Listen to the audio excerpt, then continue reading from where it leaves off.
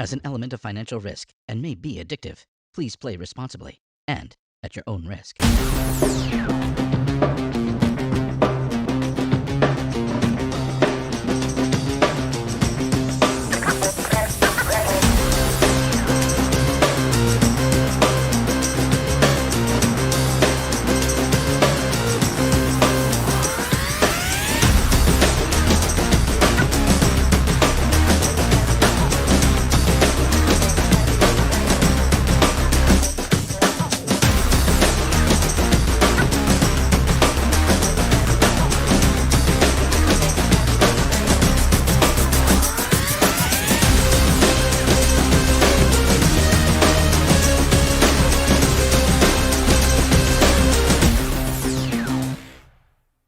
This game has an element of financial risk and may be addictive. Please play responsibly and at your own risk.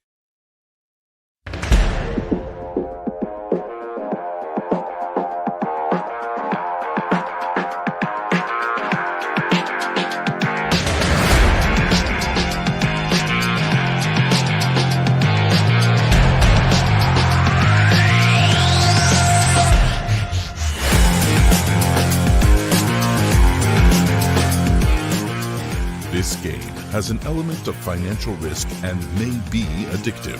Please play responsibly and at your own risk. Mind focused, eyes forward, hearts ready. That's the players for this evening's India Poker Championship Final Table Series 2.0. They are ready with their game face on. Good evening, namaskar and welcome. My name is Peter Abraham and I am absolutely delighted to welcome all our viewers to the second featured final table of this season, the 25 lakh guaranteed double stack event. Yesterday we had 685 players registered for this event and thus have crushed the guarantee of 25 lakhs, with the final prize pool now being 27.4 lakh rupees. From 685 players, it's now down to the top 8 players who've made this final table. Well, to commence the evening, I am going to be joined by an international pro who is popularly known as the poker wizard in the international scene. And he is none other than Kevin McPhee. Kevin, welcome and thank you so much for joining us on this FTS series. Thank you for having me again, Peter. I'm really looking forward to today's final table. We have some familiar faces and looking forward to some fun action. Well, before we get into all those players who've made this final table and of course the payouts that we will shortly discuss, there's also the matter of what went down since the last time we met. So, Kevin, just tell us, November was the last time we did FTS 1.0. How have you been keeping yourself busy in the course of the last few months? Well, it's been pretty slow up here in Canada. We still have a state of emergency, so you can't go out to restaurants or bars just yet. But I have been skiing a lot. I'm in Banff in Alberta, and there's a world-class ski resort here. So I've been spending my free time studying a lot of poker, playing some video games, and skiing a lot. So it's been a pretty fun few months since I last saw you. Nice. It seems like a full plate with all those things. We're having a little bit of fun with all our commentators in terms of getting some reactions. And why don't you show us what your game face would be if, rather when you win a big pot after a showdown? I mean, my game face is still kind of just my angry face, so... There we go. I will enter your house and murder you and take your chips. That's Kevin McPhee for you and his game face for that particular thing. So he's got you right there. Well, the final table of this 25 lakh guaranteed double stack event is all set. We had 685 players registered for this event and the top 8 players have made it now to the final table. So Kevin's going to put his wizard's hat on and we're going to discuss these 8 players, a couple of which are familiar names even for Kevin. Up top, you've got Vikrant Verma playing as Born Trouble. Here's one of those IDs that I really love. And Vikrant Verma is leading the pack as far as chips is concerned. 6.5 million in chips, 6.57 to be precise. He's one of those players who's chopped the Millionaire Legends tournament on Spartan Poker for 40.3 lakhs. So certainly He's been at the big stage and he's got that kind of experience. Relatively young man, 29 years old, from the city of Mumbai, and he's got a stack of 41 BBs. And Vikrant Verma is followed by Manoj Kumar playing as Solder 9. That's a very technical term. I haven't seen the word solder outside my chemistry books since schools. But Solder 9 is Manoj Kumar with a stack of 5.12 million. There's not much that we know about this particular player, but he is sitting on a stack of 32 big blinds. So he'll certainly be snapping at the heels of the chip leader. Third name on that list is a very familiar one for the Indian audiences. It is, of course, Kunal Patni playing as Nuts Today, Bluff Tomorrow. Boy, all of these usernames, they're really getting it going in this FTS series. So Kunal Patni playing as Nuts Today, Bluff Tomorrow with a little over 4 million in his stack. And his biggest achievement, he says, is making an FTS series final table. I'm sure, Kunal, you're just kidding, my friend. You've done far more than that. Yeah, it's just one of those things that, he's such a nice guy in general, so it's not surprising that he says something like that there. But you've had the opportunity to meet Kunal before, right, Kevin? Oh, yeah, I met him out in Goa during the PSL and then saw him out in Vegas. I've seen him around the scene quite a bit. Kunal's a very well-respected player, and it's really nice to see him at the final table and kind of coming in third in chips. It'll be really interesting to see if he hides under a rock and just tries to play some ICM jumps and tries to get shorthanded and make his moves, or if he's going to try to pick a couple spots to accumulate some chips. And we've seen some very unconventional ICM plays, so it'll be very interesting seeing how these middle stacks navigate as well. And following Kunal Patni is another familiar name in two aspects, really. This is a player called Yudhishthir Jaswal playing as McFly with a stack of 3.9 million. Of course, Yudhishthir is a known quantity on the live and online spells, but we know him also as the husband of Muskan Sethi, who's one of the co-commentators on our FTS panel. So it's very interesting to see a bit of a family affair in that sense, Kevin. Yeah, I mean, we're supposed to be unbiased as commentators, but I don't think we can blame Muskan if she has a vested rooting interest here, and it certainly should be fun watching her husband play. I'm certainly going to be rooting for him as well. A little bit of bias here, but yeah, it'll be a lot of fun. I think it should be sweet to watch him play. Yeah, it would have been interesting. I don't know if we're going to be able to get Muskan into this particular broadcast, but it would have been fun to have her railing. Can you imagine Can you imagine if he punts? Yeah. I wouldn't. You got your wife doing commentary on you. I mean, I wouldn't wish that on anybody. That would make some interesting conversation post the tournament. So I'm guessing that everyone's going to take it right easy and breathe easy, rather. At least Yudhishthir will. Following McFly is Prashant Pandagre, if I'm saying that right, playing as Prashant 17 with a stack of 3.15 million in chips. Again, not much known about this player except that he's a young guy from Bhopal, a 25-year-old. And Prashant 17 has a stack of 20 BBs behind him for this final table. Following Prashant is Sanish Chabra playing as Sanish 21 with a stack of 2.48 million. Sanish has in the recent past chopped the Gale Storm 3.0 on Adda 52 for 6.9 lakh rupees. So again, some big game experience for this young player. Again, another 25-year-old from Delhi this time with a stack of 16 big blinds. Last two names in the list, Ankit Om Prakash playing as On My Mac with 1.08 million. He took down the Sunday Super Stack for 7 lakh rupees not too long ago. And this gentleman has been playing for the last 7 years and is also a player based out of Delhi. And last but definitely not the least, Shivam Khandelwal playing as IAA FPG is what he's playing as. 986,000 in his stack. And once again, in fact, 3 days ago, he chopped a feature on Adda 52 for 2.6 lakhs. So there you have it. That's the 8 finalists that's there.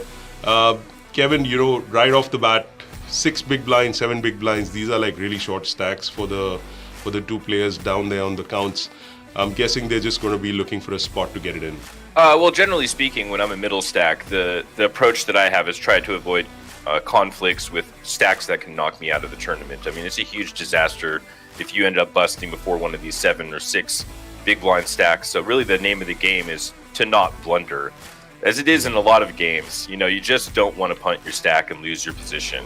Obviously, as we come into the final table, we'll see the dynamics of it play out as the chip stacks change and as we get to see the positions of the different players of the tournament. So really, it comes down to just looking for the spots that you're going to take. If you are on 20 big blinds and you are going to look for a reshove, you better make sure you have a pretty good hand so you don't bust before one of the other players. But if you are going to target somebody, recognize that those chip leaders are widening up their game quite a bit, and you just need to be paying attention to how many hands they're V-pipping. If they're V-pipping a lot, you can get in there with some reshoves against the really loose range and hopefully take down some much-needed chips and move you up in positions. But please, please, please, if you're in middle stack, do not bust before the short stack. It's a big disaster. So the name of the game is avoiding blunders, in my opinion. Well, words from the wise, Kevin McPhee, on making sure you ride your middling stack all the way to the final 2 or 3 maybe. So, and it's not going to be easy, I guess, Kevin, because, there's a lot of experience here. I can see from, the information in front of me that most of these players have been playing from 2010 to 2013. That's when most of them have started. And I think the young 20-year-old Shivam is the only person who's barely played for a couple of years. So going up against a lot of experienced players, I don't think these guys would want to, take too many missteps in the course of this final table. Yeah, it's a double-edged sword. I mean, the seasoned professionals know their ICM calculations, know not to punt. But the seasoned professionals also want the glory, and they also want to play for first prize. They want those leaderboard points, and they want the medallion. So there can be two schools of thoughts here. Ones that just want to leave it all on the table and play for the win, and ones that really want to focus on the pay jumps. Now, I would think normally the seasoned professional would be looking for the pay jumps, as that's how we make our money. Right. But you can't blame somebody for going for the medallion, because you can only win a medallion so often. So it'll be certainly fun as it gets down to short-handed play, which is where the more experienced players should have more of an edge, and see who gets the edge in short-handed play and eventually edges out heads up. Because when you're playing for medallion, I think the rule changes a little bit. Well, fair enough as far as that is concerned. And well, as far as the medallion is concerned, we know who's got his eye on it. I'm not going to say his name, but everyone knows. Master tells me the FTS has medallions. Oh, silver medallions. Gold medallions. Oh, diamond medallions. Master wants the precious. Give me those medallions. Before we get into the second half of that, let's take a look at the prizes that all of these players are going to be playing for. Everyone walks away with a minimum payout of 60,000 rupees, but up top there's a sweet 5.28 lakhs that the winner of this tournament is going to get. And let's not forget, it's not just the prize money that these players are going to be playing for. There is, of course, that 18-karat gold medallion that Kevin has mentioned. There is that to play for as far as the winner is concerned. There's also a game face mask and a special gift hamper that's going to go the way of this winner. And the double stack tournament will also have leaderboard points. So there is that much more to play for. Kevin, there's 30 lakhs, for the FTS leaderboard, and the first place takes home 10 lakhs for winning that leaderboard, with 10 players making the points eventually.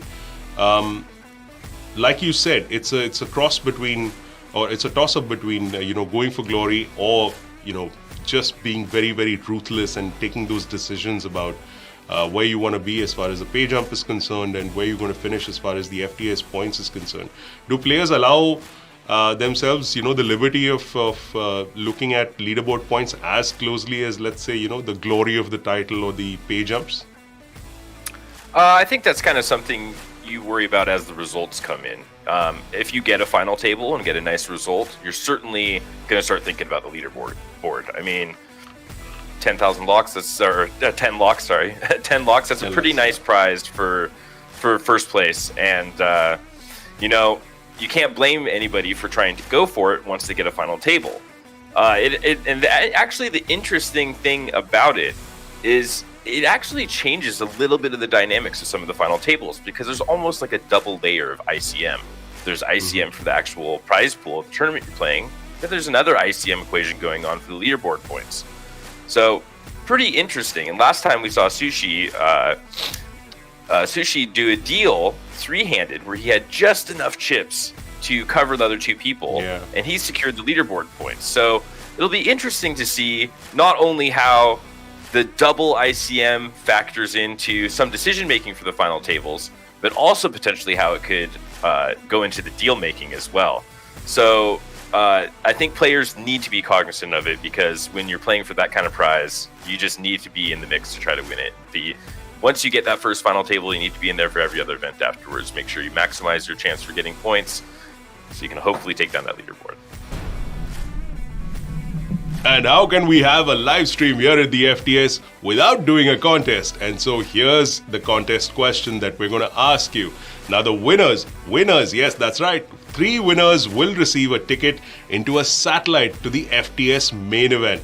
That ticket is worth 1,650 rupees, and that satellite takes place later this evening, 9 p.m. in fact. So make sure that you get your answers to this contest question as soon as we're done mentioning it, and get your username, your Spartan username, along with your answers in the comments as well. So here's the contest question. For how long was the longest game of poker ever played? How long was the longest game of poker ever played? Kevin, any thoughts on the answer? Well, I mean, off the top of my head, I remember something about... Stop. I was just trying to tease the audience a little bit. Okay, well... Clearly, I should not ask the seasoned pro about some of these questions that our viewers are going to tackle. And make sure that you get your answers out there onto our comment section with your Spartan Poker ID. And we will be displaying the names of the winners later on in the live stream. Well, our 8 finalists must be eager to play and ready to take it down. So let's get going with the double stack event of the India Poker Championships Final Table Series 2.0 for the up top prize of 5.28 lakhs, and yet another medallion, and yet another medallion. Sam, do watch the stream. You'll know where you have to go to claim that. And so all of the players were ready to rock and roll. Let's get your game face on. 10, 9, 8, 7, 6, 5, 4, 3, 2, 1.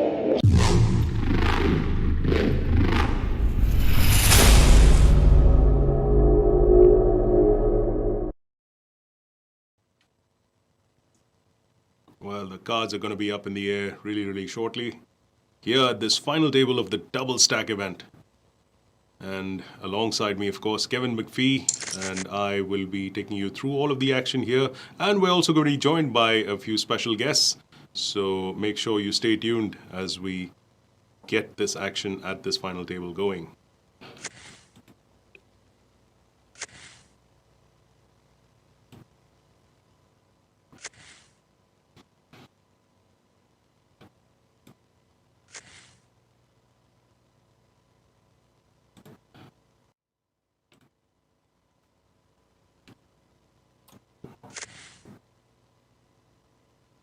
Well, the cards are in the air and, well, fold. Lots of garbage around the track, Kevin. We've got some not so great hands to start the action with. Yeah, it's going to be a little slow getting out of the gates here. We have a couple short stacks, 6 and 7 big blinds, so it'll be interesting to see if they're managed to double and survive a little bit longer, maybe secure a couple pay jumps. I know all those middling stacks will be waiting and watching. Absolutely. And as we said it, there are a couple of nice hands here. Prashant 17 popping it up with his ace 10.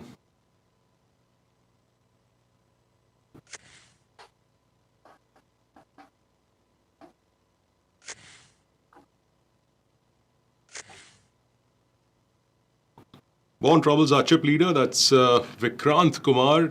Let's see if he chooses to get a little cute with his stack here. No, he doesn't. Yeah, Jack 8 certainly enough to want to see a flop with a strong enough hand, but you got to be a little worried about being dominated. And with all this ICM pressure going on, I think it's pretty fine to fold because you're going to have a hard time realizing your equity when you check call. Absolutely. And we see McFly here with the premium hand, ace king, the big blind, and on my Mac with pocket queens, we're going to see all in confrontation here. Well, I was going to introduce our first guest for the evening, but we'll wait for this exciting hand to get completed before we bring him in. And McFly makes the call with his ace king.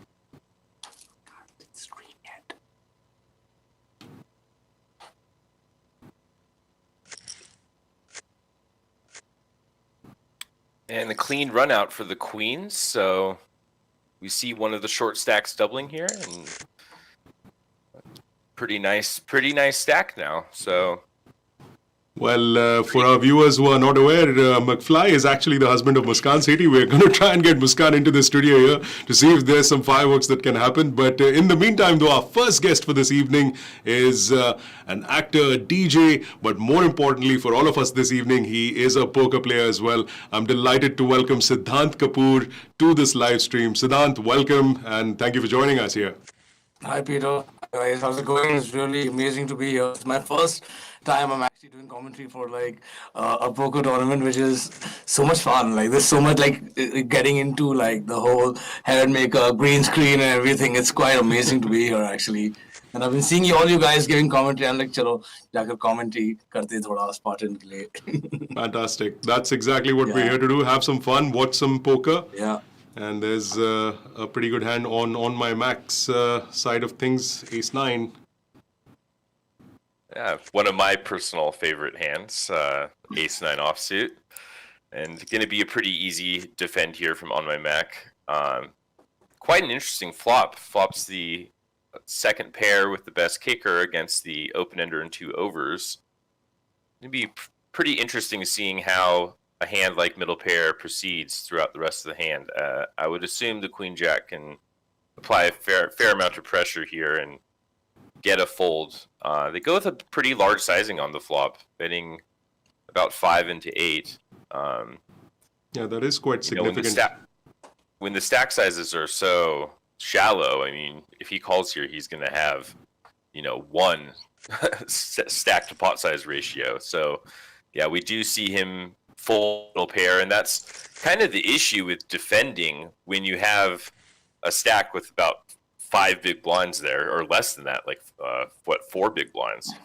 So you can't really check call your middle pairs and realize your equity. So it just shows you how dangerous it can be to defend in these spots where the short stack. So many pockets. Look at the amount of pockets that have come out here. Yeah, it should be kind of interesting seeing what Born Trouble does here. He's got a lot of stacks behind him, and once he puts in 6.5, it's going to be pretty tough to fold to the rest of the table. We see a good discipline fold there. I like that with 4 people to act behind him. I think that's a pretty aware fold. But McFly with a slightly bigger hand. Wow. There you go. Oh wow! And we don't even have Muskin in the in the commentary booth with us for that. Well, I think she'll be pretty happy with the way that hand turned out. We're actually tracking her down at the moment, and we should expect to see her very, very shortly. In the meantime, though, Kunal Patni playing as nuts today, bluff tomorrow with a pair of pocket tens, but no joy as he claims the chips from that particular hand. Yeah, I think Kunal's strategy is going to be pretty straightforward. He's going to, kind of wait for the other stacks to clash, kind of relax a little bit. He's got the big stack and Born Trouble right on his left, so it's pretty handcuffed ICM-wise as far as opening wide goes. So I think we're going to see him play pretty conservative range, certainly tens under the gun, more than enough to merit a raise, but I think we're going to see Kunal kind of play conservatively and then turn it up shorthanded, which I'm anxious to see if that's in fact what's going to happen. Here we see the pocket sevens going for the classic reshove. McFly just can't call off the ace-5 suited. Certainly fine play from both players. And speaking of McFly, we want to make sure that he sticks around. Yudhishthir Jaswal, we have someone who's going to do some commentary now. I'm going to skip out of the stream for the moment and bring in Muskan Sethi in just a bit. Thank you, Peter. See you, Peter. Thank you. Peter. Well, here we see Solder Sitting 9 out. with the Ace Jack. Is he sitting out? Not much to get resistance from here for the Ace Jack. So, wow, we see the Ace Jack just snap fold in the cutoff. I think he's sitting out. Is he sitting out? That might just be the case. Yeah, I think that's probably a pretty solid read. Wow. Quite a time to sit out, huh? Yeah, that's unfortunate. He would have got snap folds that time. So, it's too bad. I hope he's sitting out. Otherwise, you can never really be too careful, I guess. I don't know. Couple of pretty nice looking hands here. Jack 10 suited and Ace 9 suited. Ace 9 suited is one of my favorite hands to have in my flatting range. And yeah, we see he's very likely sitting out, just snap folding the Jack 10 suited. That's a little unfortunate for Solder 9. Nice position and nice cards for Putney for Ace 9, I see. I'm sure he loves this hand also at this point. Yeah, the dynamics have changed here a little bit with all the short stacks busting already. So should be kind of interesting seeing how all the middle stacks approach this. They're getting quite short themselves now. It's about 10 to 15 big blinds between quite a few of the stacks. So Born trouble with Ace Queen suited. I think he's got a big stack, a massive chip leader. Hi guys, can you hear me? Oh hey. Muskan, Okay, Hello. first, hi. welcome to the stream. Thank you. You guys are doing great. What did I miss? Please tell me, because I'm super excited for McFly and. Look at nuts you today. blushing with the husband on the final table. Lovely, Yeah. lovely. Well, I mean, let me tell you, the husband has been in there quite a bit so far. So we had a big all-in, Queens versus his Ace King, which Yeah. unfortunately he lost the flip. And then we had the short stack shove, pocket tens, Born Trouble folded pocket sixes. And then hubby went with the pocket sevens. And of course, it always comes sevens. So Seven's always coming. club trips. always coming. Exactly. Oh, amazing. No, he has been putting a lot of work lately, and I'm so proud that he keeps putting himself in this spot again and again, and his results have been very consistent. So is Kunal Patni, who's been doing really well.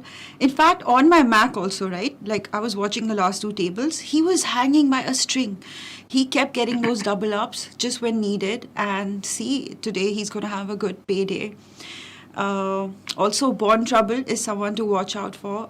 He is somebody who has shown excellent results and a lot of consistency. So, you know, I'm expecting to see some crazy action today, especially from McFly and Kunal Patni. Kunal Yeah, Patni, always action with Kunal Patni around on the table, right? With his Hollywood and his snap calls and his snap all-ins, you never know what he has. You know, he's always playing games with people's minds with the timer. You know, I've noticed that also. So you never know what he has. And also with the chat, has he said anything to you ever funny on the chat? Always bantering around with me on the table also, you know. Especially also keeps changing his nicknames every year, you know, and he comes out with the most hilarious nicknames every time. So I'm just waiting for what he has in mind for 2022 as a nickname on, Yeah. on Even this platform. McFly was proper net before, and he's not like he is not a net. So, in fact, a lot of people call me and tell me that how does he play? He's so aggressive. Why can't he get a little balanced with you around? I'm like, okay, relax. Let him do Yeah, what he you both wants. have you and UD. You both have like very opposite games, I must say. You know, he's very aggressive, and you are always on the defense. I see you're always playing very tight. I've actually seen UD play a lot of tight also, but that's like he's got a very interesting game, UD. You know, like and you always see him in top 10 and top 9 every time. You know, so he's getting his scores. Kevin, Just my found out- favorite hand, Jack 10 suited. Jack 10 suited. Yeah. Prashant 17 with Ace Queen, both spades. Let's see what happens here. But yeah, Siddharth, you were right, whatever you were saying. He's got an interesting style. And All in. Prashant, oh, 17 has gone all in. Let's see. I don't think I I get, don't know. yeah, it's going to be a fold. Yeah, 14 big blind reshove is going to be too much for the Jack 10 suited to call, but certainly can't blame him for getting in there and raising, especially with the chip lead. Yeah. But yeah, well done. How do you feel about doing commentary on your husband today? That's quite the interesting dynamic. Yeah, I know. I'm actually, I was expecting that because when he was running deep and I kept asking him, okay, how many left, this, that, and then he's like, okay, 30 left, 20 left. And then he's like, okay, 8 left. I'm on the FT. I was like, oh my God, I knew you're going to be one day. I will commentate on you over this week. But yeah, again. We see Soldier, he's not sitting out anymore and he's back. And we've seen a shove from On My Mac. I'm sure we're going to get a pocket sixes call over here. What do you think? I think it might be a little bit too much for the sixes to call here. I mean, you still got a lot of navigation room with 16 big blinds, and you have 1 8 big blind stack. Nice. I don't think he's really shoving fives or worse there, so you're really flipping at best. Yeah. So I can't really blame him for folding sixes. You got to be pretty careful with those Good fold, yeah, small good and fold. middling pocket pairs on these final tables. Yeah.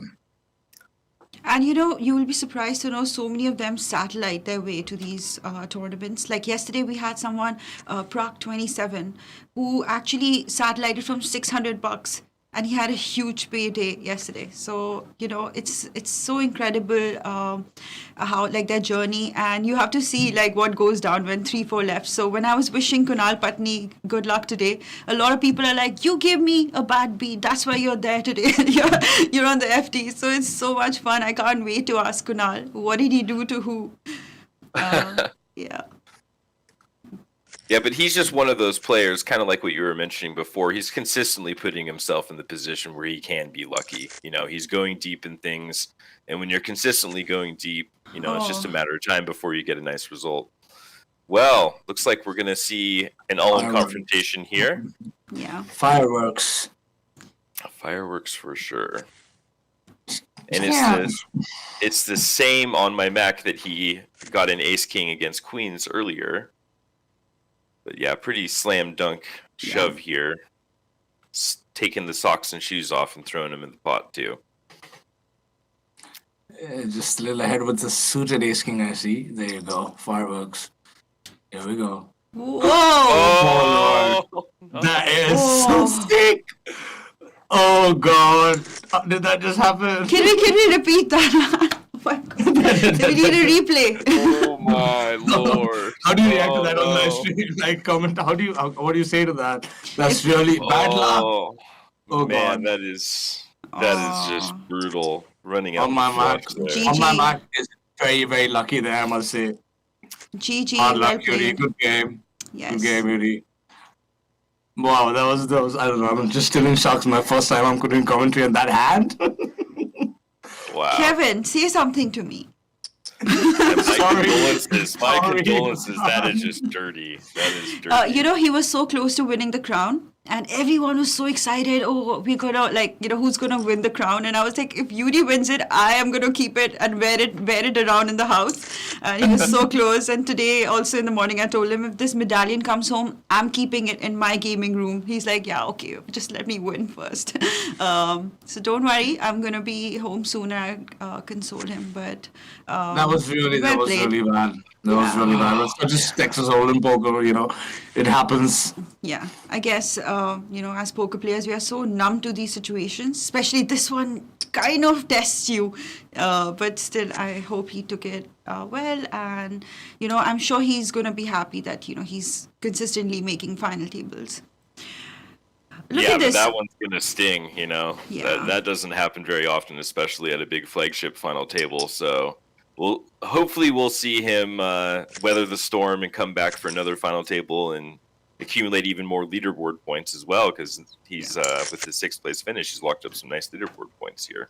I've been watching on my Mac getting double ups from 5 big blinds, and then 10, and then now, look at him, he's in charge now, right? So these are the kind of stories you want to see on a final table. And we just saw him 3-bet Bond Trouble because he just realizes that he's going to open such a wide range of hands, so he's already trying to punish him. And yeah, it'll be and interesting to see. On my Good Mac read. came in as the Good extreme read. short stack here too, so they probably don't know how he navigates with a big stack in these sort of situations. You know, leading up to the final table, I would assume that he was probably riding it pretty shallow.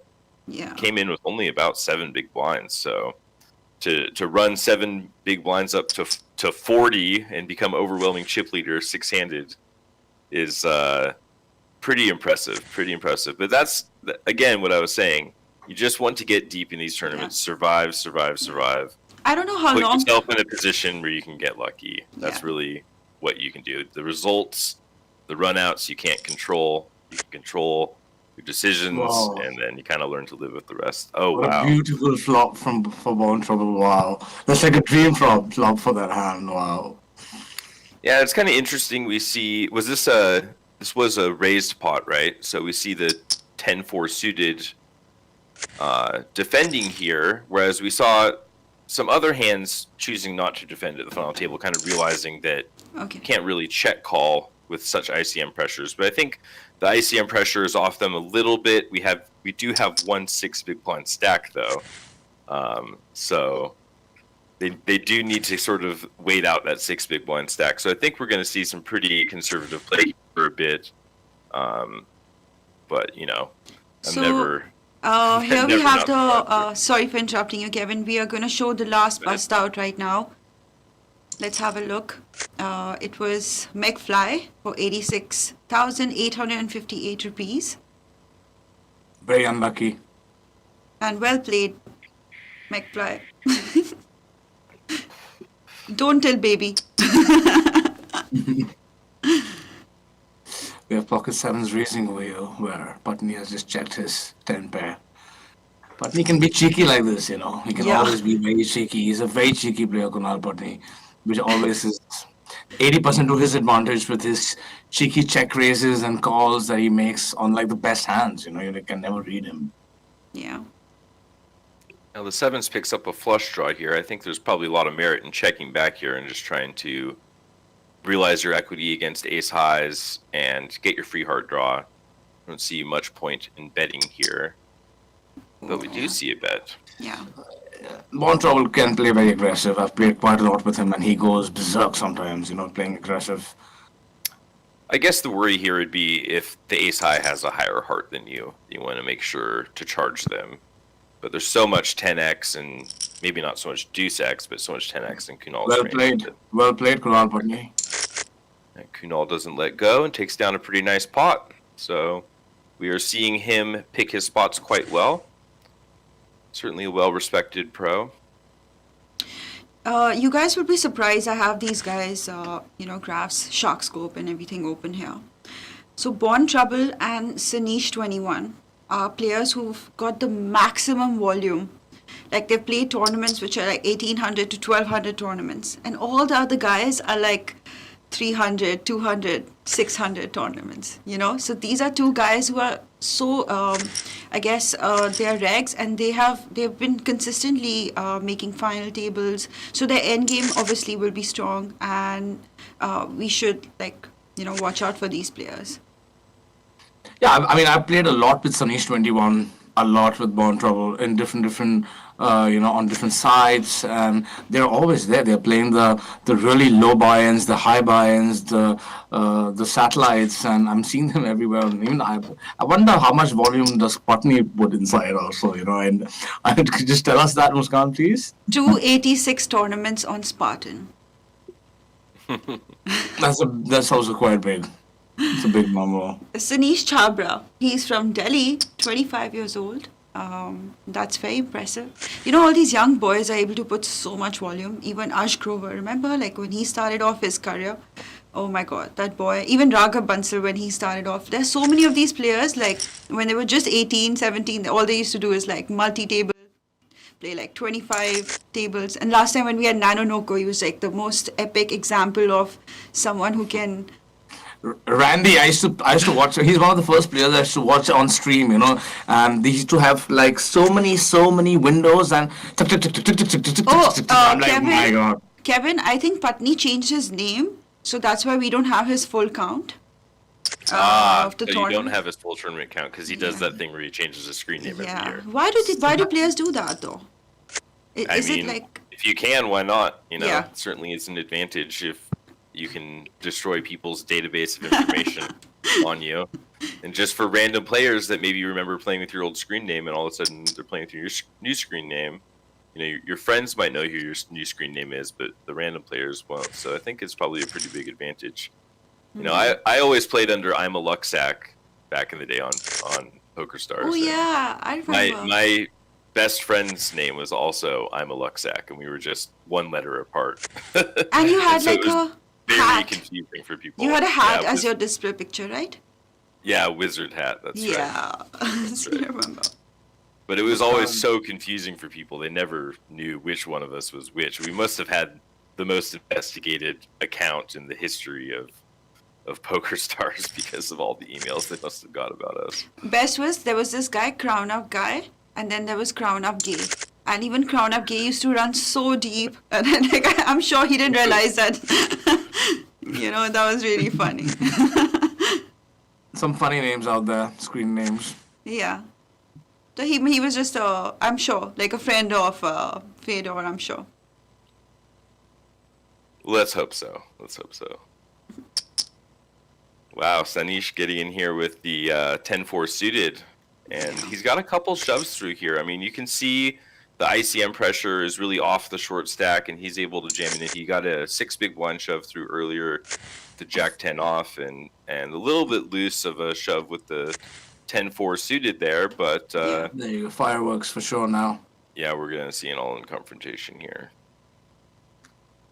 Hollywood came out. So it's showing some Hollywood over here, yeah? Yeah.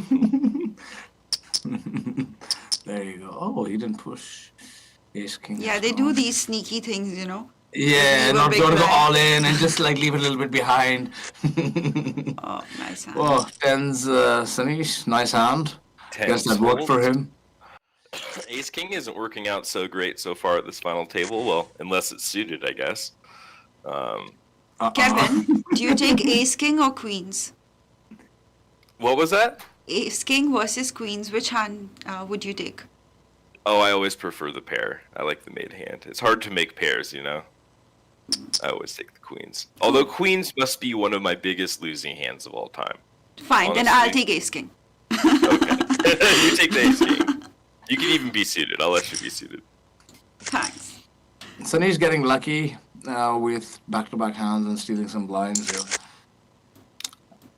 It's got 20 plus picks now. Ace 10 suited. For Soldier, maybe pushing all in. You never know. Yeah, it certainly seems Yeah. with 7 big blinds, he's got one play, and that's going to be all in. We're going to see some snap folds from these garbage hands, and Yeah, the blinds he's- increasing here. You know, we have one stack, Prashant 17 with sub 10 big blinds now. So the pressure is really getting on these guys. I mean, it just goes to show you can hide behind a rock and try to get these ICM jumps, but you're also going to get chewed up by the blinds. So it is a fickle dance, you know. Yeah, and also I feel like when you're super short, you get so you tighten up thinking that, you know, okay, there's not much fold equity, whereas you don't realize there's so much incentive for the chip leader to have a short stack on the table, and you know they let you chip up instead of either busting you or doubling you up, and that's a really interesting dynamic I've seen on few final tables. Yeah, I think that's a pretty good point. You know, the big stacks, if they have an extreme micro stack, they're not really wanting to call because then they give up all of the ICM pressure that they can exert on the table. So, and then the middling stacks, they don't really want to call because they don't want to lose the all-in Yeah. and then have it flip on them where now they're the short stack. So really, you know, when the ICM pressure is off, it's even more than that. Like you can potentially even find spots to shove a little bit looser, like we saw with the 10-4 suited. And that was pretty aware of Sanish 21 there. Yeah. To take advantage of that situation. Straight for on my Mac.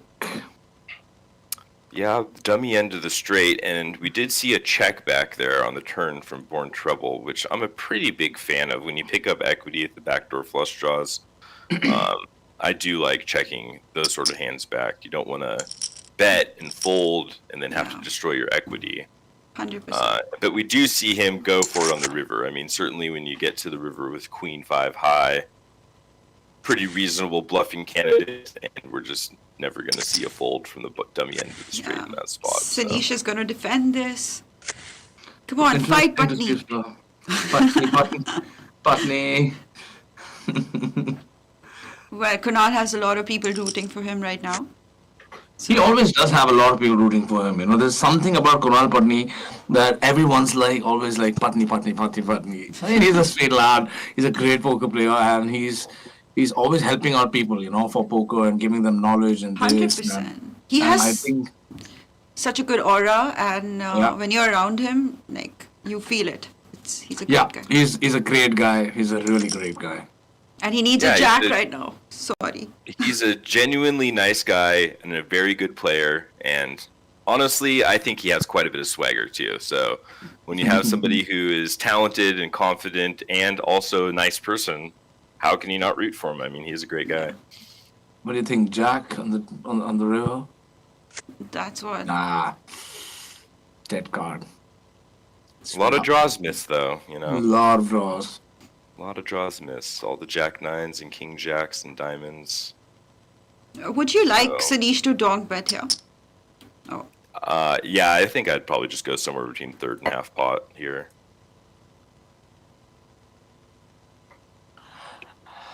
And we do see about a third pot. Yeah, I like that size. That the thing is, you kind of want to price it in such a way that the ace highs think about calling, because he raised from early position, check back, turn, and it's just like feels like that's a lot of ace high.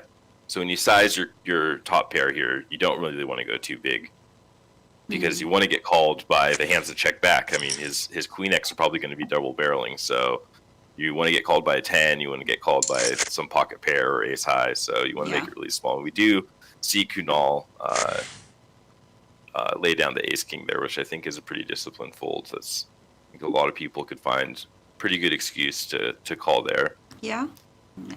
And I like your point of like betting small there, because when you bet so big, or we try to polarize the situation by betting pot or over pot there, only better is calling. So and worse are folding. So we're really not making money unless we put a small bet out there.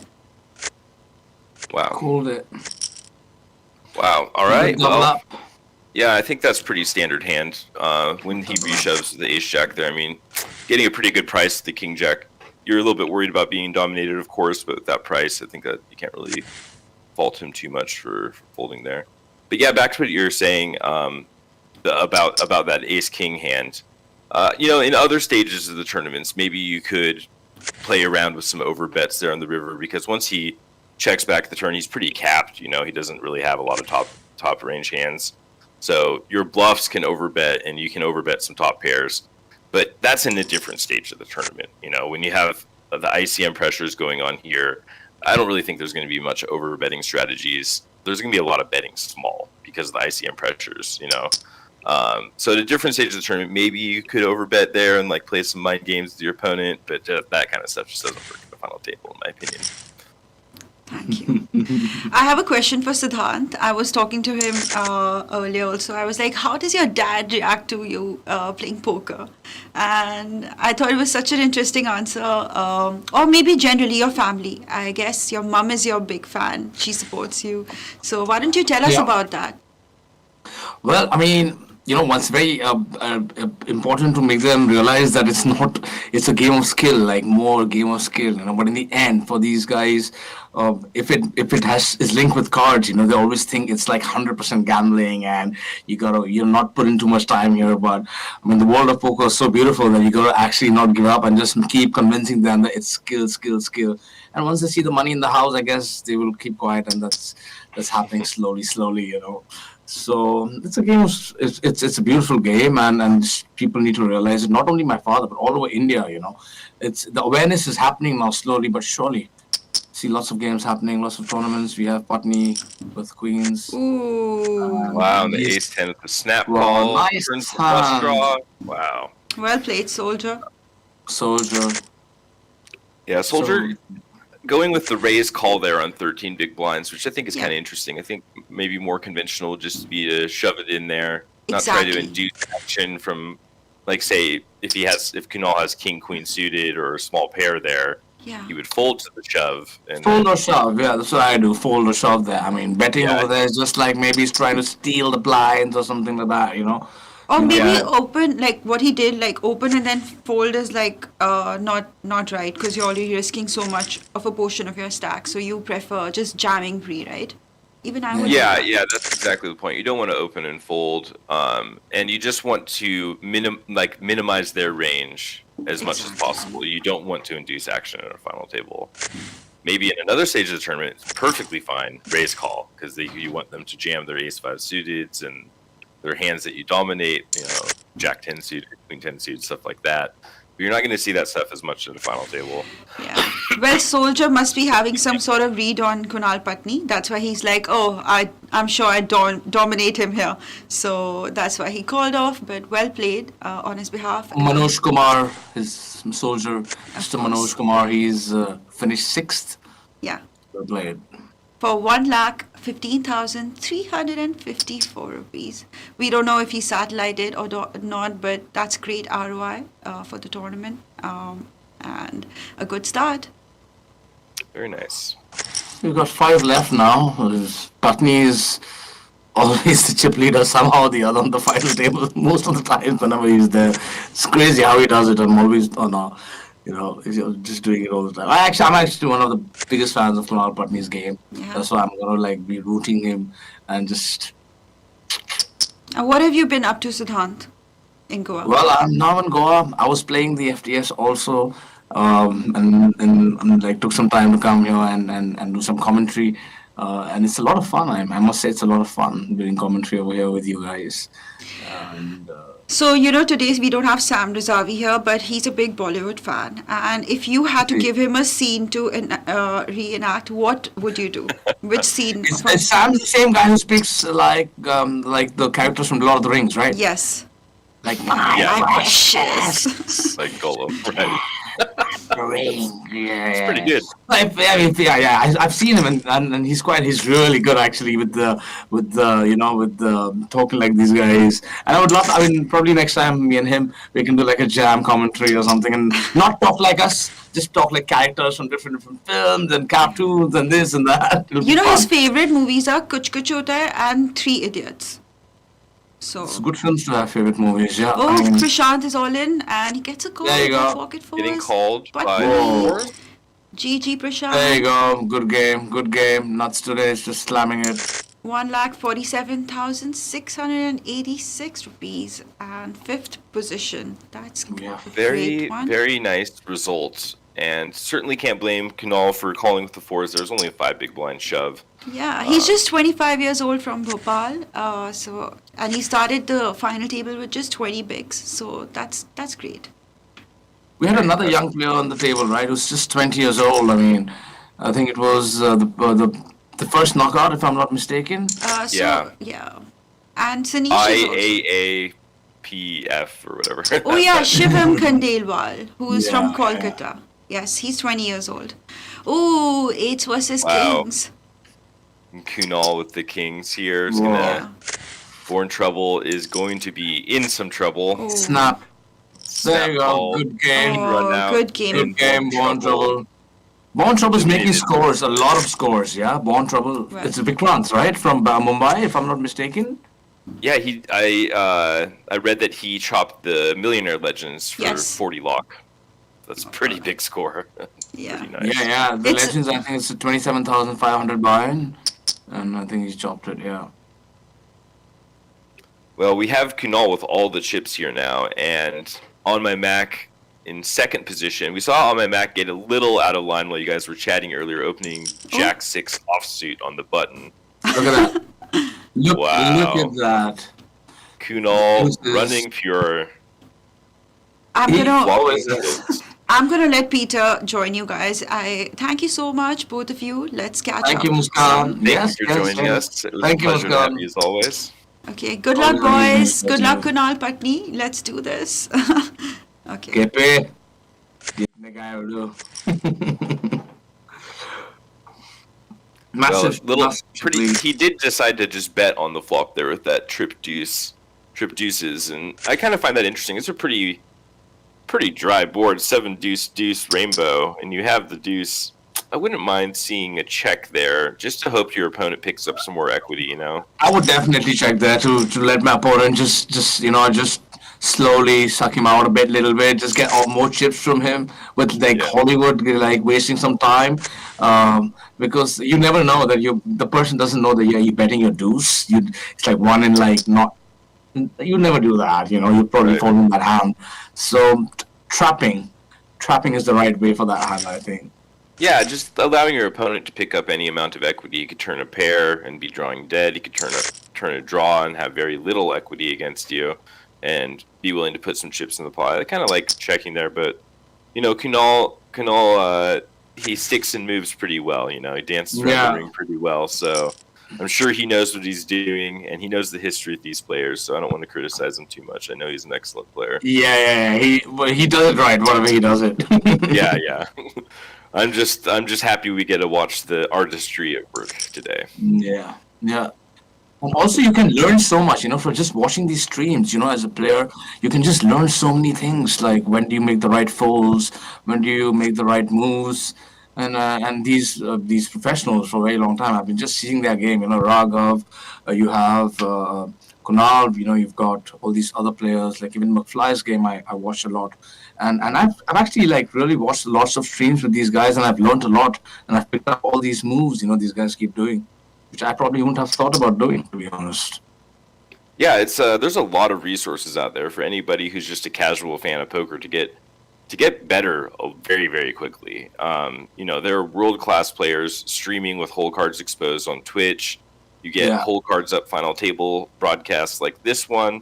And, exactly. You tune in to watch these, and you get to watch the best players in the world, best players in India in particular, in this final table, navigate their final tables with all the hole cards exposed. What a valuable experience, And for anybody who wants to learn about poker, you just can't really miss out on this kind of free content. I mean, I've been in the game for 15 years, and I still don't try to miss live streams. I love it.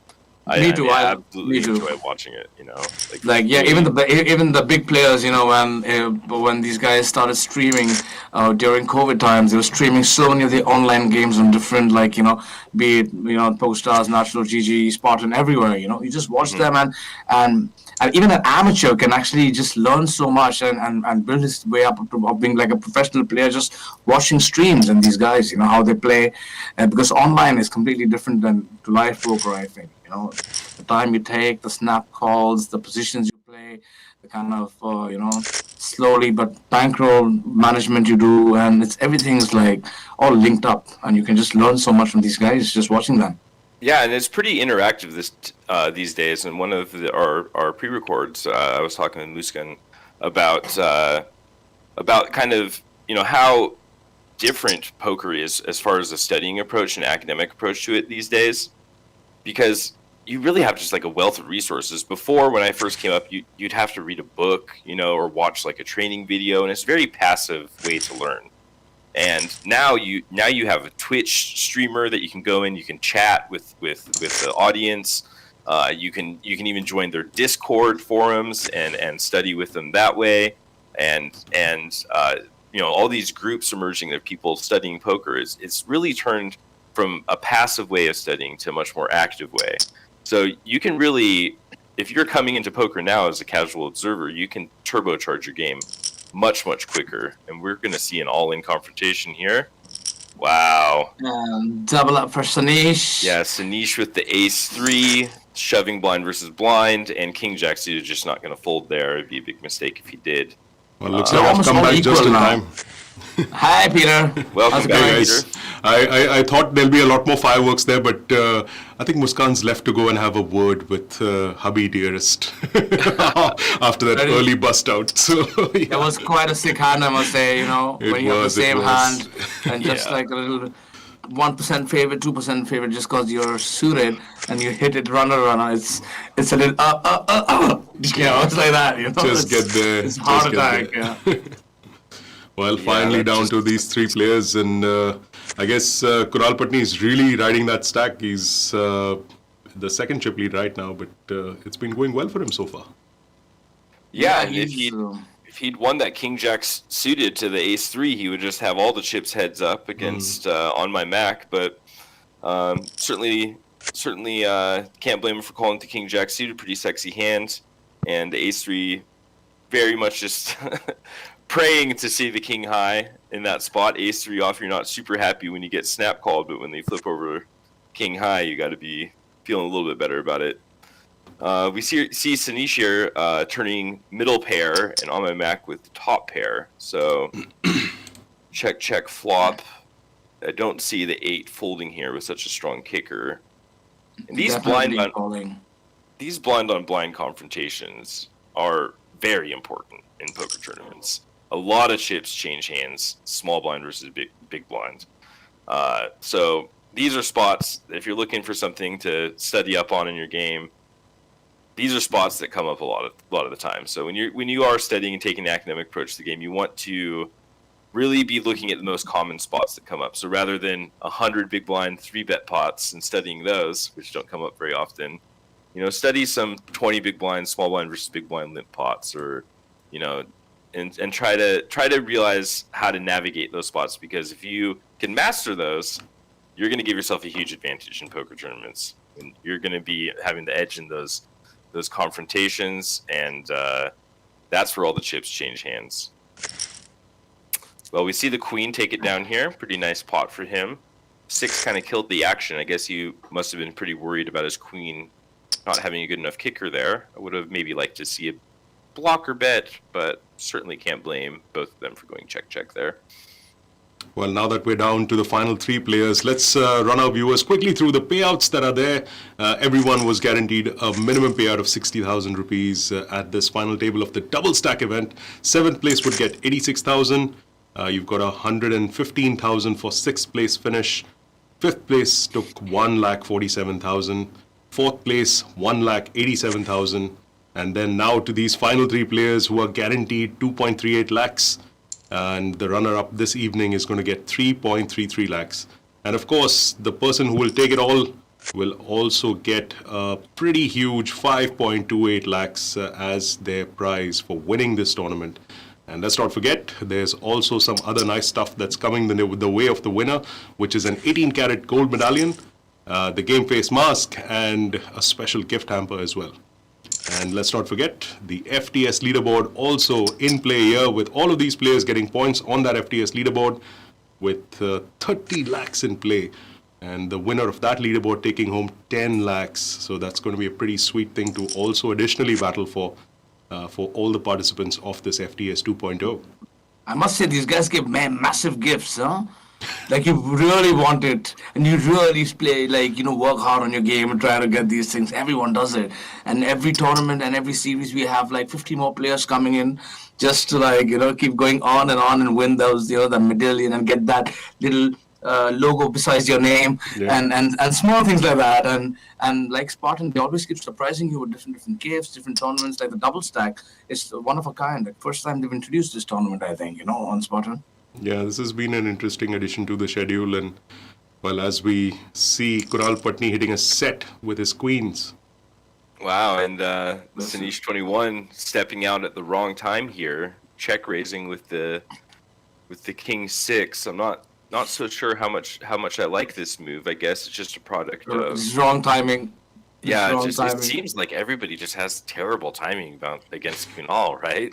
Yeah, he's just walked into the trap. So coy, and he's got exactly what he wanted in this hand, with almost a 1.3 million bet from Sanish on this one. Yeah, he's flat calling slowly, huh? Oh boy! If it's nuts today and bluff tomorrow, I guess we know what day it is, right? I guess it's always today, so that he just always has the nuts, right? He just always has it, Kunal. He just always has it. It makes the game a lot easier when you have it. He's gonna call the 6 pair. He's called the 6 pair. I don't know if he's making a hero call now. That would be quite the hero call. Yeah. Well, he'll end up being his own villain if he calls this one off. Yeah, good falls. Yeah. Good falls. Selling it back. He realized that it ain't gonna work. Yeah, certainly some heart though, going for the check raise there on the King 6. I mean, there's a lot of winning players that attack those board pairs, and try to rep something. And yeah, I kind of like it. Maybe on a final table isn't the best time to be trying stuff like that, but like you check raise and you hit a king, and now what do you do? These guys are like really solid players, all the three of them. It's quite. I played with all of them, and they're very solid players, I must say. On my Mac, Sanish, and of course Kunal. Well, I think on my Mac maybe ruined that illusion for me a little bit by opening the Jack 6 offsuit on the button earlier. So looks like Kunal is playing pretty solid. This is pretty much what I expected. I was talking with Peter about this earlier. This is pretty much what I expected from Kunal, to kind of keep it low key, hide behind a rock for the final table, let the short stacks bust out, let the other big stacks play their hands, maybe expose some weaknesses, and then really just play solid until you get shorthanded. And then when you get shorthanded, you amp up your game, and that's what good players do. Their edge comes from the shorthanded game. So them getting too aggressive in a 9-handed game or 8-handed game, beginning of the final table, doesn't really make much sense. Up and down, straight draw for Kunal. Yeah, let's see if he's just let out a bet over there.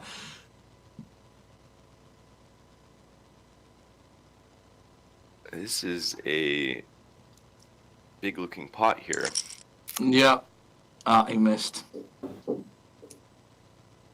He missed and has one of the worst hands you can get to the river with. I kind of feel like if you're bluffing this hand, though, and you're getting to the river with this hand, you're probably bluffing too much. Well, he's really thinking about it. Is he going to go for the glory? That's like a proper Hollywood. Super tough spot for the Queen Jack if he does jam here. Proper Hollywood. Very, very, very good bet. I must say, that's a good Very bet. interesting. Yeah, very dodgy bet. I thought he was going to push everything there. Yeah, that's it's an interesting bet. It's really targeting 9x and 7x, I would think, rather than like a strong Jack or King. I think if Kunal knew what his hand was, he probably wouldn't be making this size. But he's playing against a perceived range here, and I think he thinks a lot of that perceived range is 9x and 7x. So yeah, we do see on my Mac make the call. That's a pretty good price to be getting with Queen Jack, and I think when Kunal sees that hand, he probably wasn't expecting a fold from that hand anyways. Yeah. Just making the bet against perceived range. So we see him shove it in here for 12.5 big blinds with the King 9. It's going to be shove now, I think, because the blinds are all like everyone's like got hardly any chips left. Yeah, and then when on my Mac has a lot of chips, but when he's playing, he's basically playing the effective stack of the next biggest stack, which is only about 14 big blinds, so.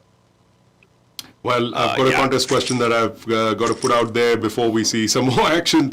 The question is, of course, who is the first ever female poker player in the world?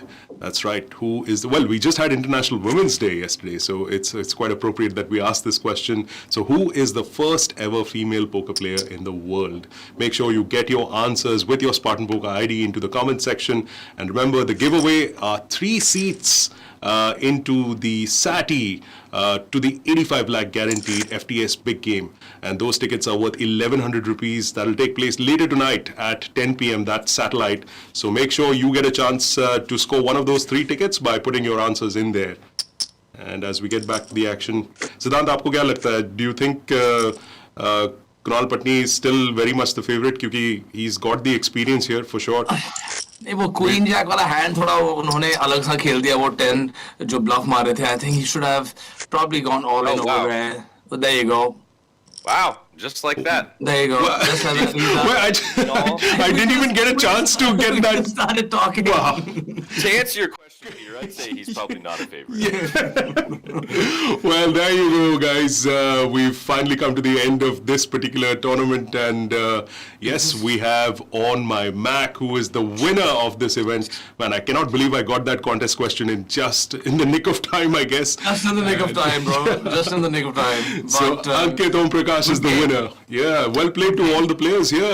Kral Patni, unfortunately, not going the distance, but our winner of this double stack event here at the FTS 2.0 is Ankit Om Prakash, playing as On My Mac. Well done to the champion. And of course, he's got a lot of prize money coming his way, 5.28 lakhs to be precise, along with an 18-carat gold medallion, the game face mask, and a special gift hamper. We're going to try and get both the players onto a call if we can. But in the meantime, let me ask, first, Kevin, any very, very noticeable, there were a couple of missteps, I think, that happened here. Do you feel any one in particular could have been like absolutely avoided? I didn't see too many egregious errors at this final table. It seemed like people had a pretty good strategy coming in. There was a few minor things here or there with hand selection or a couple of lines that maybe I would have liked to see a different line. But overall, very, very exciting final table, a good kickoff to our series, and really cool seeing a short stack come in and take down an event. I was kind of wondering beforehand if one of these short stacks would be able to double up and spin up and make an impact on the final table, and that's exactly what happened with On My Mac, spinning up from 7 to 40 big blinds, and then winning that big pot against Kunal with the Queen Jack three-handed, which propelled him to the eventual victory. So congratulations to On My Mac, a very deserving win, and hopefully we'll see you back at more final tables and chasing for more leaderboard points and another gold medallion. And speaking of that, Siddhant, obviously आपने काफी सारे ये tournaments खेल लिए across various series. In your general thought process as far as playing a schedule of events is concerned, आप कितना focus करते हो on the leaderboard prizes that are there, like 30 lakhs in this case, उसका कितने मायने रखता है as far as that affecting your decisions when you are picking your schedule or even in the course of playing the game? For someone like me who's doing other things also, like film acting, doing my music stuff and all that, I still try my best to catch as many tournaments as I can, because the leaderboards, I feel, is just like a bonus thing on the side that you actually get, just giving time. So I came quite close in the top 10, actually, in one of the series last year. I was ranked 15th or 16th, which was my closest to the top 10 that I've come. But I think it's a great thing that it's very tiring, I must say. The whole schedule is close to like 14 hours, 15 hours. And I think you really, really need to sleep well, eat well, have a good, workout and meditate and things like that to keep going, because poker can only be played properly for so many long hours if you have good health, good concentration power, good sleep, good food. Otherwise, you're not going to be doing well mentally for the game. You have to take care of yourself. That's the main thing. To play such long hours, even be it live, you're going 12 hours, 14 hours if you're playing the main event in the World Series. And I've experienced these things, and just because I'm not really taking care of myself because I'm so hectic, it's very tiring. And when you're tired, it's very difficult to play good poker. That's what I think. Well, there you have it, folks, from words from the wise about having both a physical and mental approach to playing your best game of poker. I just want to come back to giving you the answer to the first contest question that we asked you on top of the stream, which is what was the longest ever poker game? And we've got a couple of right answers there. Vikas Bansal, playing with the ID Vicky Yadav 9629, is one of the winners. And the second winner is Amit Sharma, playing with the ID Guddu Hero. And both these players have given the right answer of 8 years. That's how long the longest game of poker has gone on for. 8 years, 5 months, and 3 days to be precise. That's a lot of sitting, I have to say. And I can't even believe it's 8 years. How is like, oh my god, that's quite something. I mean, I cannot play an 8-hour-long tournament online. I mean, this must be crazy the way they've gone about it across so many What years. year was it? What years were it? Clearly before online poker, I'm sure. Like 70s or 60s or something. Yeah, it has to be in one of those decades for sure. So Vikas Bansal and Amit Sharma, congratulations to both of you. You have got that ticket into the satellite. So we should see you getting into those tournaments very, very shortly. And hopefully you'll be on one of these FTS final tables where we can talk about your gameplay as well. Now, we are very, very shortly going to connect with both the top two finishers. I'm just going to try and connect the call. Just a second, please.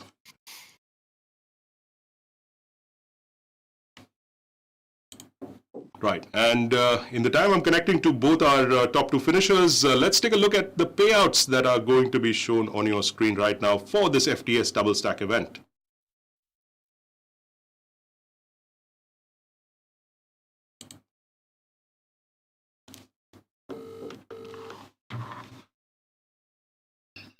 Hi, Peter. Hey, Gural. Give me a second. I'm just going to connect Ankit as well on the call, and then we can have a chat.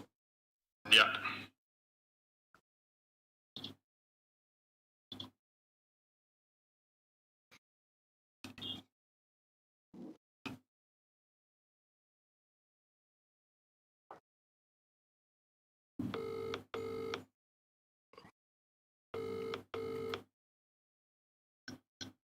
Hello.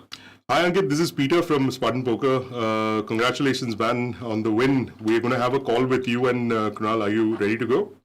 Yeah. Thank you. Yeah, I'm ready to go. All right, cool. Just give me 1 second. I'll just merge the calls Sure. and then we can have a chat. Sure. Patni को phone करो.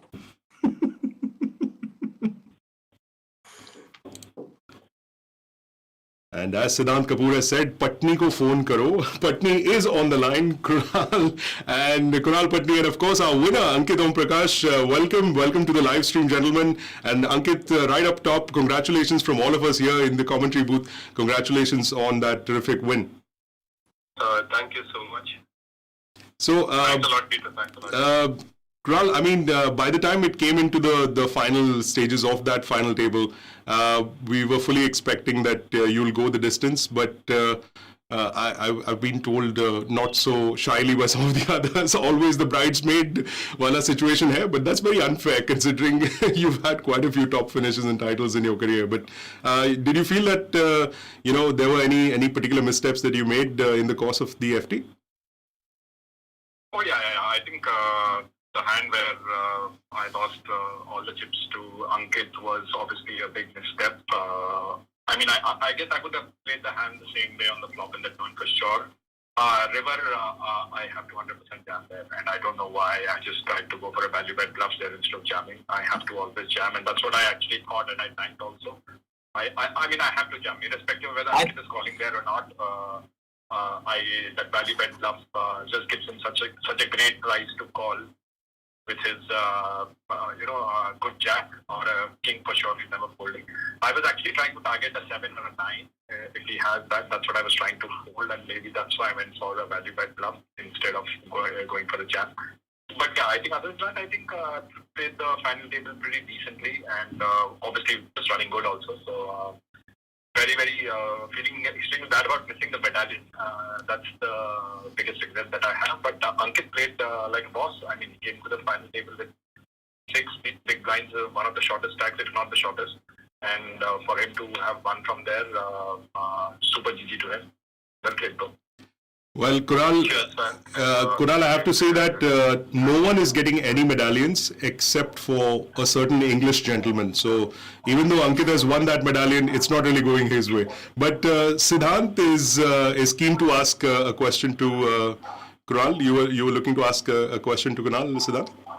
Kunal, I wanted to speak to you, and I really thought you would have jammed that hand, in the end. What is the 29K bet, brother? Knowing you, I knew you were going to jam, but I don't know. It's just like the first ever mistake I've seen you made in life, probably, I guess. properly, like a proper mistake. I'm gonna convey that question. Siddhant was like very sure that you're gonna jam that hand, but he was very taken aback with the 29,000 bet that went out there. So he was just a little taken aback with that one. Like I said, that was definitely a big misstep at that point in time. And I gave you my reasoning. I was just trying to make him fold at 7-9. I obviously did put him on a hand as strong as Queen Jack over there, and I know that he's never folded Queen Jack to that bet sizing. And 9 out of 10 times I'm just, jamming that. The way I played that hand pre-flop until the river, I'm 9 out of 10 times I'm jamming there. But I guess there are those mistakes which you make. Unfortunately, I made a big mistake at the wrong time. The interesting thing to ask Ankit is, was he calling a jam there on the river? I was just going to ask him that. That's what everyone is asking. Yeah. Well, Ankit, the question's on you, man. Would you have? Yeah, maybe. Yeah, I don't know. I think he has a queen also, so he's not folding. If he had something else, he might just still fold. I might think blocking the straight over there with his queen. I think it's. But like knowing Kunal and his play, like he's capable of taking those spots in such final tables and all. I have to call in that scenario, I guess, a few times with those pairs. So clearly that was one of the turning points in that final table. Any other particular hands, Ankit, that you felt sort of turned the tide in your favor? Actually, I was pretty short. Like I lost a 34 BB pot like when there were 11 left, and after that I came back from 3 BBs. So I was happy to make it to the final table, and like winning with queens against McFly, and then like got really lucky with the ace king suited. So that was quite brutal, actually. Correct. Yeah. So ace king suited. Apologies to Ace king suited is something McFly is never going to forget. Just got into a couple of spots and ran decent, and just wanted to. And these guys are really good players. Ball trouble, Anish and all Kunal himself. So I was just trying to ladder and take decent spots. That's about it. Well, McFly's elimination certainly upset one of our commentators, so maybe there's a little hand-holding that needs to be done right there. So, Ankit, just wanted to get your perspective on the rest of the schedule. How have you decided to go about it? Are you playing everything? Have you picked and chosen certain key tournaments that you're only going to focus on? What's the rest of the schedule for you looking like at this FTS 2.0? Well, actually, the timings are pretty decent. So, like, one can grind the full schedule, one after the other. So, yeah, I'm just going to start with my grind now and then, just play back-to-back tournaments, all 3 of them today. And I'm looking forward to playing all of them, obviously. So, all right. The same thing for me. IOCC obviously was a huge long grind, but with these tournaments starting at 6 o'clock, it just makes sense to play all of them. And with this second race finish today, I also managed to move to 3rd place on the leaderboard, so that just gives me an added incentive to not miss any of the tournaments. Yeah, Kunal is like really good with these leaderboards. He always like jumps to the top. Yeah, I mean, I've just been lucky this series till now. Cashed everything that I've played till now, all of them. So this it's good.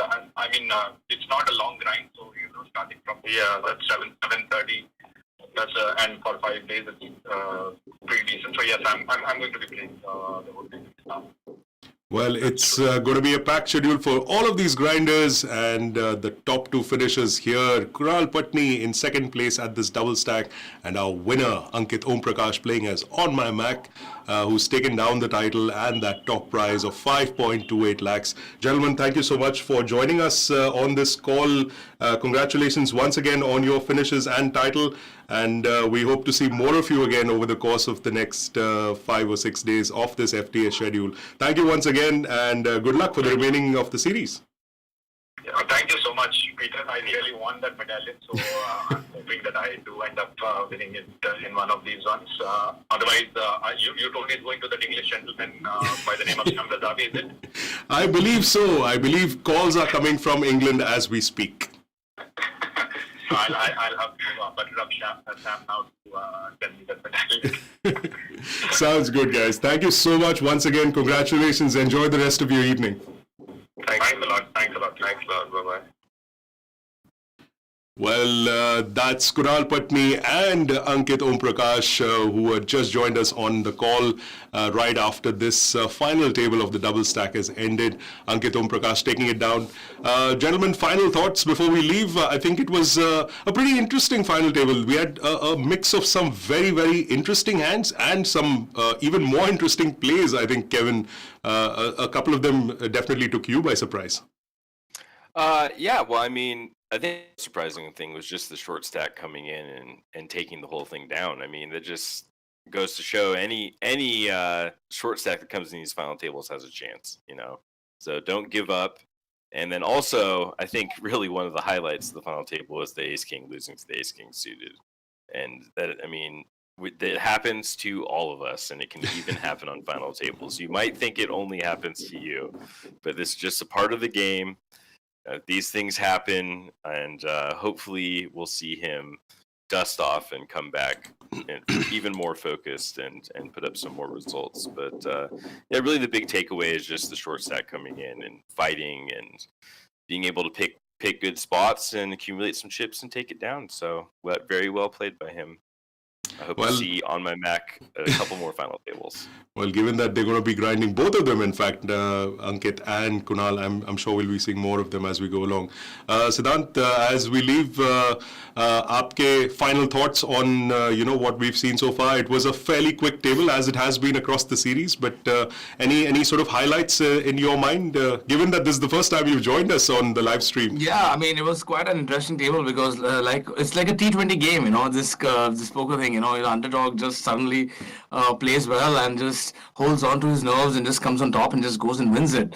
So that's what I guess on my Mac did, and the Ace King hand was really unlucky, and Kunal's bet few things here and there. A lot of good players on that table. A lot of learning to do there. A lot of learning to just so much knowledge from these good players that the live streams give. So I think it was quite a fast table, a lot of blinds going fast, and everyone's just pushing towards the end. I wish they would just increase the blind level timing a little bit more. But otherwise, a lot of fun. I had a great time over here. Wonderful to hear that. And on that note, it's time to say goodbye. I would like to take this opportunity to thank Muskan Sethi, who was very kind and gracious enough to join us at the last minute on this stream, and our two commentators here, Siddhant Kapoor and Kevin McPhee. Thank you so much, gentlemen, for joining us on this live stream. Thank you, Peter. Thank you, Kevin. Thank you, Peter. And we will see you tomorrow evening for yet another final table at this FTS 2.0, which is brought to you by SpartanPoker.com. So make sure you come back and get in tune to the action as we bring you all of this exciting, fun stuff from the India Poker Championships Final Table Series. Till tomorrow evening, it's goodbye from me.